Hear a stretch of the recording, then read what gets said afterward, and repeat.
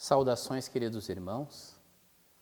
Nos sintamos envolvidos na energia amorosa do Cristo Jesus.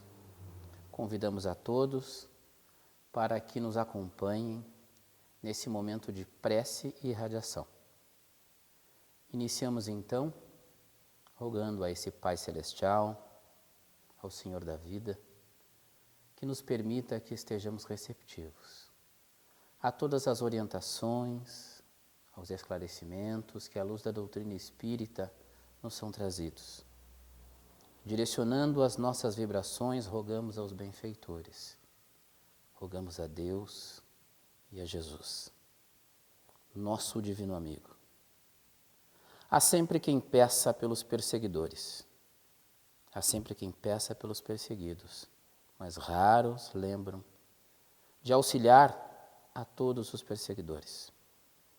Em toda parte, ouvimos rogativas em benefício dos que obedecem, entretanto, é difícil surpreendermos uma súplica em favor dos que administram.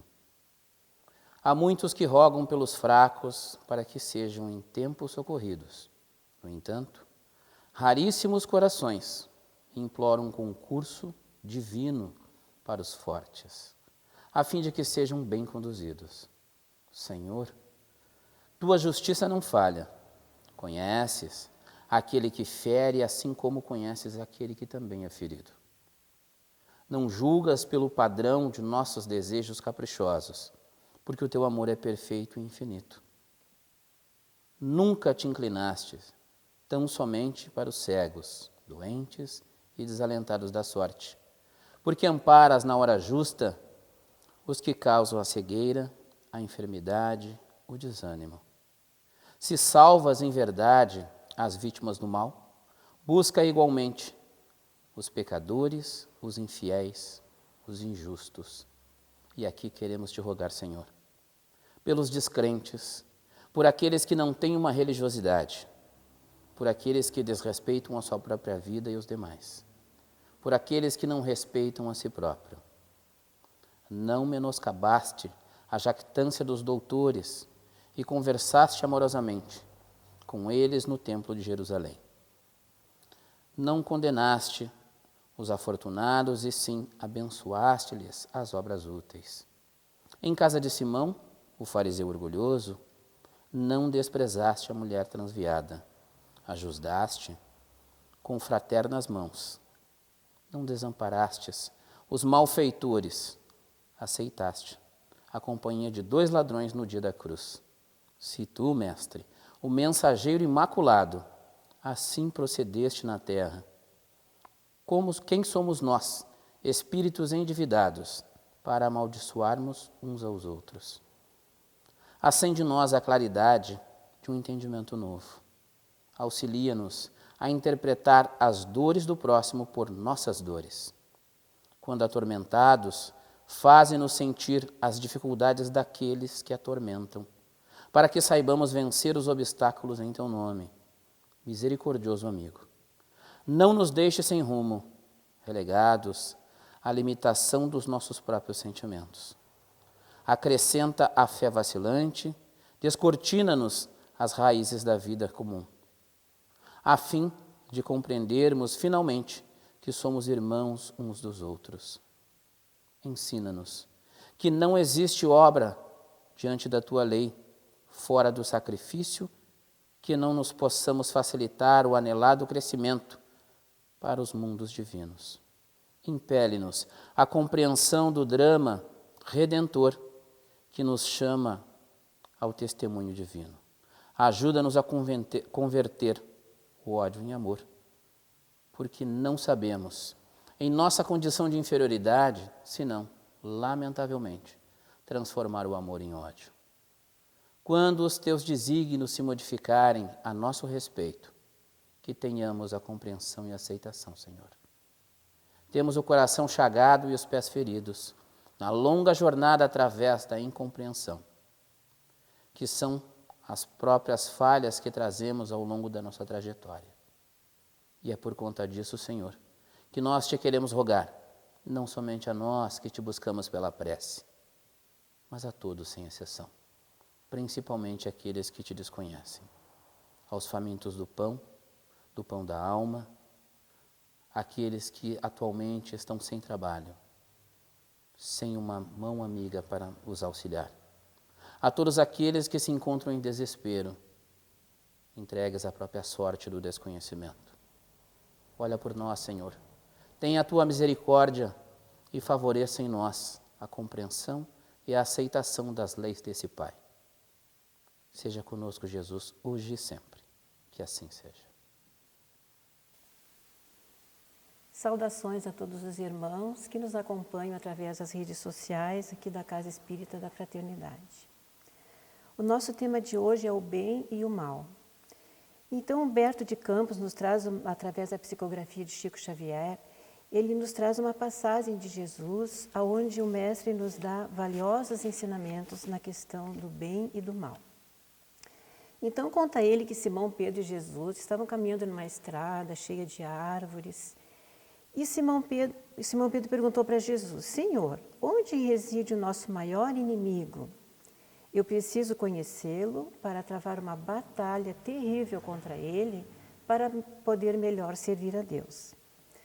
E Jesus ficou em profundo silêncio por algum tempo, pensou e depois ele disse: a experiência revela tudo no momento oportuno. Mas Simão disse: mas a experiência às vezes demora muito tempo. Aí Jesus diz: para aquele que tem olhos de ver e ouvidos de ouvir, às vezes demora apenas 1 hora para entender grandes ensinamentos. E os dois continuaram caminhando naquela estrada. E o Simão viu que atrás da árvore tinha um homem que acompanhava ele escondido atrás das árvores. E ele já prontamente determinou que Jesus acerenasse o passo, porque havia um fariseu atrás das árvores e provavelmente queria matá-lo. E aí o Simão já se colocou em defesa de Jesus. E esta pessoa que saiu de trás das árvores não era um fariseu, não queria matar Jesus e, além de tudo, era irmão do próprio Simão, que apenas queria acompanhar os dois naquela estrada. Então Jesus dirige para o Simão e diz: o medo, Simão, é um adversário terrível. E os dois continuaram caminhando. Aí veio um levita que estava recitando frases do Torá e ele se aproximou do Simão assim com palavras muito ríspidas. E os dois começaram a travar assim, um debate bem agressivo. E o Simão ficou assim bem agressivo e em tudo em defesa do cristianismo sobre todas as coisas. Ele foi bastante agressivo com este levita. Jesus dirige-se a Simão e diz: Simão, qual o maior mandamento para servir a Deus? E o Simão prontamente respondeu: amar a Deus sobre todas as coisas e ao próximo como a ti mesmo. E Jesus dizendo: e terás observado o mandamento neste episódio? Simão, devemos levar a palavra doce do Evangelho para curar as pessoas, bem como as criaturas que ignoram as verdades de Deus. E continuaram caminhando. Mais adiante encontraram um judeu que vendia perfumes. E ele tinha estado em Jerusalém e estava voltando. E esse judeu, ele trazia notícias de Jerusalém. Então ele disse que lá tinha um leproso chamado Zegônias e que Jesus havia curado, e que esse leproso havia fugido de Jerusalém e estava fazendo comentários maledicentes em relação a Jesus. E o Simão ficou indignado, né? Essa pessoa estava com uma doença incurável e Jesus curou, ele é um ingrato, né? Ficou muito bravo e amaldiçoou o nome daquela pessoa. Jesus aproxima-se mais uma vez do Simão e pergunta: Simão, quantas vezes temos que perdoar o nosso irmão? E ele prontamente: 70 vezes, 7 vezes, Senhor. E Jesus disse: então, Simão, preste atenção na vossa conduta, e eu te advirto que a dureza é um carrasco da alma. E seguiram caminhando. Quando eles foram atravessar uma ponte, vinha vindo um romano semi-paralítico, carregado numa liteira que os escravos carregavam assim, ele estava sentado em cima. E ele passando na ponte, ele olhou do alto, assim, ele estava em cima da liteira, olhou para o Simão com um olhar assim de provocação. E já o Simão não gostou. Então ele disse: eu gostaria de curar este romano para fazer com que ele se dobrasse às leis de Deus. E Jesus, mais uma vez, Simão, para que usar de violência se Deus, nosso Pai, nunca impôs nada aos seus filhos e sim sempre esclareceu no momento oportuno? Te digo que a vaidade é o verdugo sutil. E seguindo, eles foram numa hospedaria para descansar.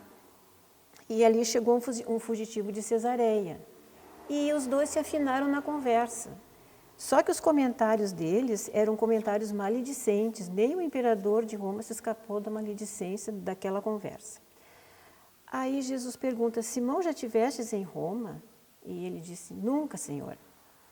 Da forma como falaste, parece que já estivestes lá. Simão, a maledicência é um mal terrível. Aí Jesus saiu fora ali daquela estrebaria, olhou para o céu e viu que pela posição do sol já devia ter passado 1 hora. Aí Jesus volta, se dirige para Simão e diz assim, há exatamente 1 hora atrás me perguntastes onde residia o mal.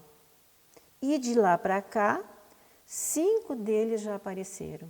Então, em 1 hora, 5 manifestações do mal apareceram no Simão.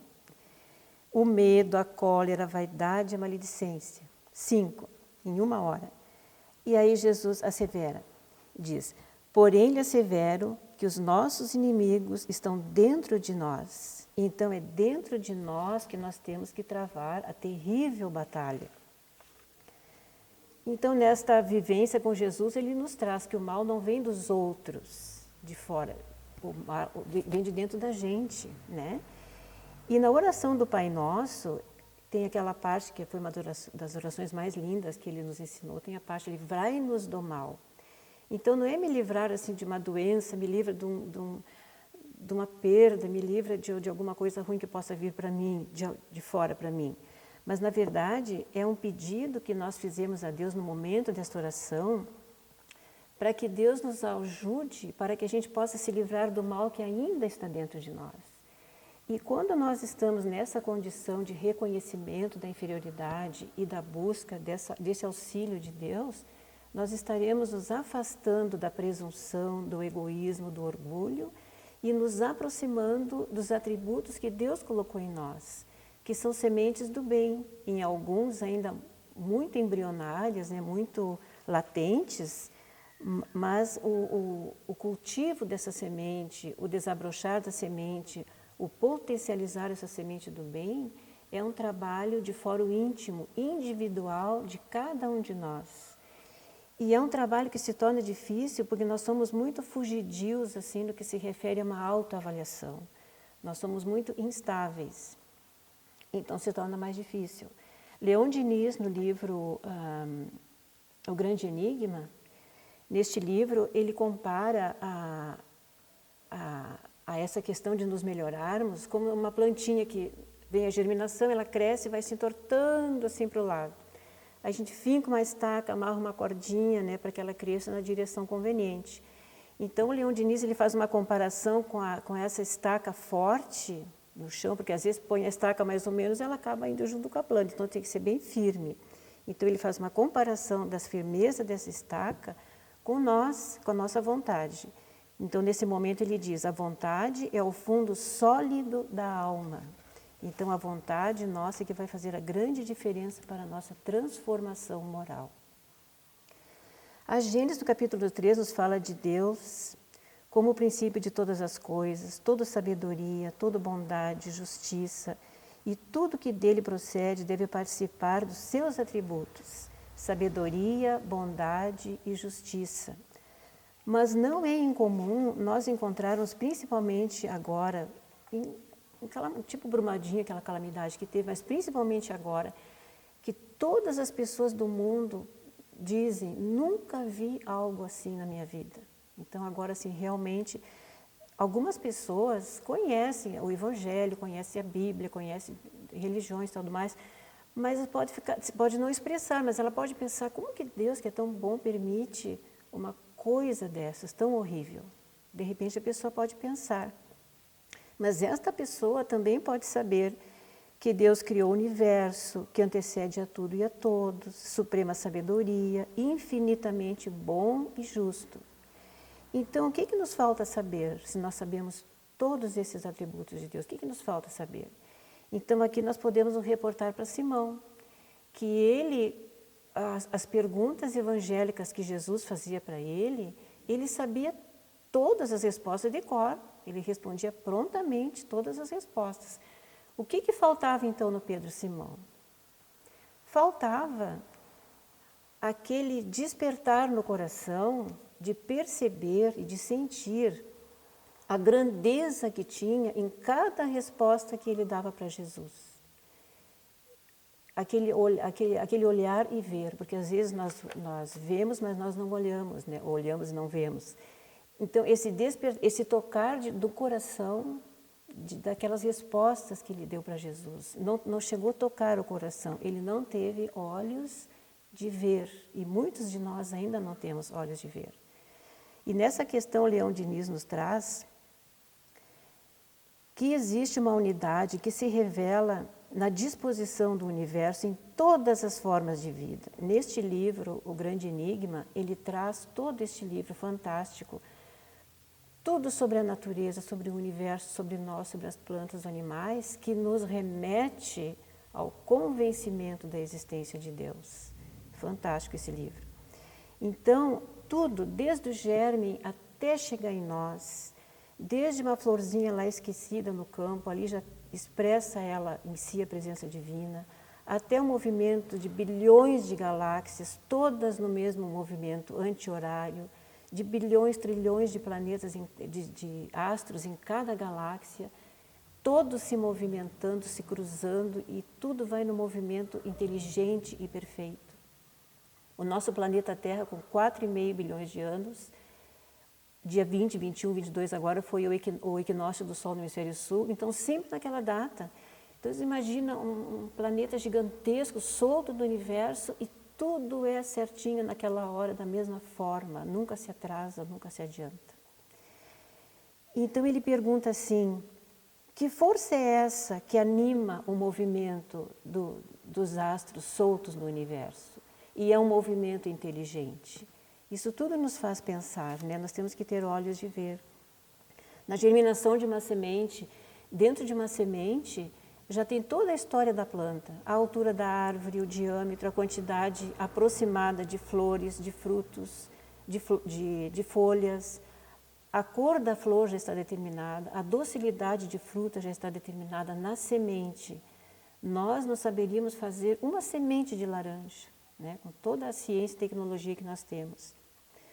O nosso corpo humano, que tem um funcionamento inteligente, sem a nossa intervenção, quando nós nos alimentamos, ele já reserva, como se ele dissesse assim, eu vou economizar isso aqui, para se faltar, tem. É como se ele dissesse isso, porque ele faz as reservas que nós possamos precisar se nós não comermos no momento seguinte. Então parece que nós temos dentro de nós um ser inteligente, pensando por nós e nos protegendo de nós mesmos, com a nossa gula, com os nossos regimes exagerados.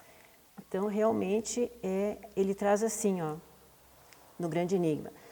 Todas as expressões de vida, nas mais diversas formas, trazem em si a sabedoria e a grandeza divina. Uma imensurável unidade inteligente nos envolve. A bondade de Deus, quando nós perdemos alguém que nós amamos, e nós choramos muito, e quando nós descobrimos por nós mesmos que o nosso espírito não morre, que nós reencontramos todas as pessoas que nos foram caras ao coração aqui na Terra, uma das extremas bondades de Deus. Na justiça divina, uma pessoa doente, um velhinho doente, que faz uma avaliação da sua existência aqui na Terra e começa a se arrepender de coisas que fez no passado. Aí ele fica pensando, mas eu não tenho como agora reparar o mal que eu fiz, eu estou velho, doente, né? Isso tem no Evangelho. Mas ali diz, amanhã um novo sol brilhará, né? Então, há um dia em que tudo recomeça e onde nós vamos reparar o mal que fizemos com os mesmos seres que prejudicamos e aonde nós vamos poder fazer o bem que nós deveríamos ter feito e não fizemos. E houve o arrependimento. Então, na cadeia no universo, tudo emana de Deus, tudo faz, se refaz e retorna para Ele. E é porque Ele é soberanamente bom e justo. E é justamente por ser infinitamente bom e justo que ele não desvia ele não desvia as provações que são inerentes a nós, tanto individualmente quanto coletivamente, que nos parece que é o que está acontecendo neste momento no nosso planeta. Emmanuel nos traz no livro Deus em Nós. Ele traz que a providência divina e a cooperação humana, elas caminham juntas, paralelamente juntas. Então ele faz alguns exemplos aqui, que eu peguei alguns. Deus nos garante a vida, cabe a nós aperfeiçoá-la e engrandecê-la. Deus nos provê a inteligência, mas o que fizemos com ela? Isso é tarefa nossa, responsabilidade nossa. Deus nos concede a fala, mas a palavra é nossa, é da nossa responsabilidade a palavra que proferimos. Deus nos cria possibilidades, mas a obra é nossa. Deus nos alimenta provendo o sentimento do amor. Mas olha só, mas nós obteremos sempre do amor o que fizermos com ele. E o que a humanidade fez com o amor até então? Na Gênesis, no capítulo 18, no item 6, tem uma parte, todo esse capítulo 18, a Gênesis foi escrita em 1868. Fazem 152 anos que a Gênesis foi escrita. E lendo isso aqui, eu fiz uma cópia fiel da Gênesis, a impressão que se tem é que isso aqui foi escrito na semana passada. Então eu vou ler, porque aqui é uma cópia fiel da Gênesis, no capítulo 18, item 6. A humanidade cumpriu até os nossos dias incontestáveis progressos. Por sua inteligência, chegou a resultados que não tinha jamais atingido no que se refere à ciência e à tecnologia. Só que faltou uma coisa. E vem aqui. Resta-lhes ainda um imenso progresso a realizar, fazer reinar entre eles, ou seja, eles, a ciência e a tecnologia, fazer reinar a caridade, a fraternidade e a solidariedade. Então, realmente parece que isso foi escrito agora, né? Emmanuel nos traz: os princípios de causa e efeito dispõem de suas próprias pedagogias. Isso aqui é muito forte, porque causa é aquilo que eu fiz, o efeito é o resultado daquilo que eu fiz que vem para mim. Como a gente dissemos ali, faz, refaz e retorna. Penalogias. O momento que nós estamos atravessando agora nos remete a quê? Nos remete a quê? Parar, pensar, conviver com a nossa família, os pais ficarem mais próximos aos seus filhos pequenos, que só ficavam em escolinha, né? De noite mal conversavam, agora eles estão próximos desses filhos pequenos. Nós estamos nos voltando mais para Deus. Existe assim, um movimento maior do ser humano estar se voltando mais para Deus. E estamos também nos movendo em direção a ações solidárias, tanto individualmente quanto coletivamente. Nós estamos presenciando junto a tudo isso que acontece, grandes ações solidárias. Então, nos parece que é o início de um progresso ao qual nós estávamos compelidos a cumprir, né? Então, compelidos a realizar. Então, a tecnologia e a ciência ficaram sempre de um lado e o espírito de religiosidade, a religião, enfim, para o outro. Agora, nós vamos somar. A tecnologia, a ciência, nós vamos somar com a fraternidade, com a caridade e com a solidariedade, para que juntos possamos atravessar esse momento difícil e iniciar um processo de regeneração do nosso planeta, evidentemente que deve começar por nós. Eu gostaria de encerrar, então, com um ensinamento do Chico Xavier, que eu acho muito lindo. Ele é bem, assim, bem conhecido, mas ele é infinitamente lindo. Ele diz assim: ninguém pode voltar atrás e fazer um novo começo, mas qualquer um pode recomeçar e fazer um novo fim. Muito obrigada, irmãos, por essa oportunidade. Realmente eu fico muito agradecida.